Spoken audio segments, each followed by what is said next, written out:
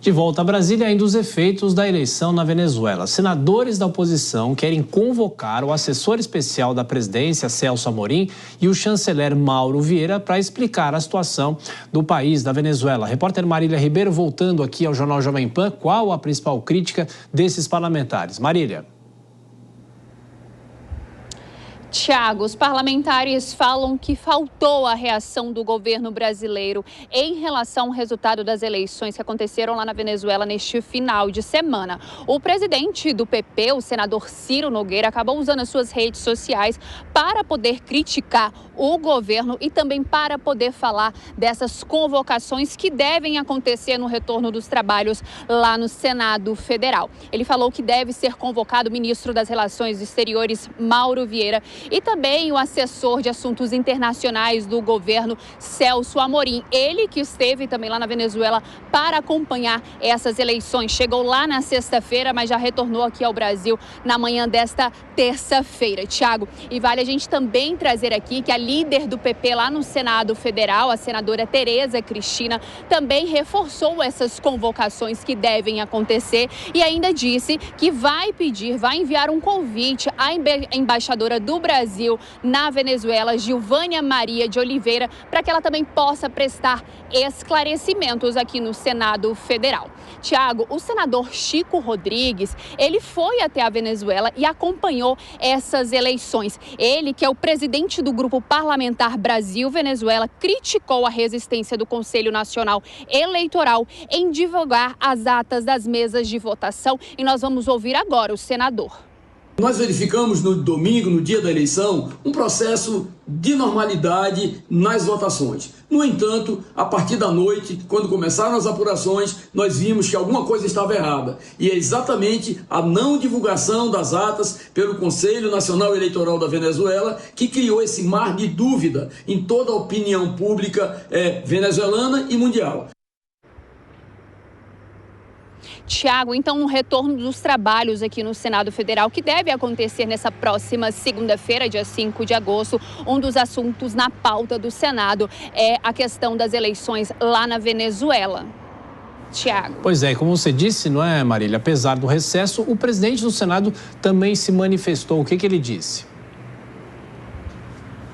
Tiago, o presidente do Senado Federal, Rodrigo Pacheco, ele afirmou que o governo da Venezuela se afasta de princípios democráticos ao não demonstrar a lisura e transparência do seu processo eleitoral. Essa fala de Pacheco, ela veio em nota para nós jornalistas que acompanhamos aqui no Congresso Nacional e foi no início da tarde desta terça-feira. E Pacheco ainda continuou nessa nota. Ele acrescentou que a democracia não permite ações seletivas e que toda violação ao regime democrático deve ser apontada, prevenida e combatida, seja contra quem for. Tiago. A manifestação de Rodrigo Pacheco, a gente continua acompanhando toda essa repercussão. Marília Ribeiro, direto de Brasília.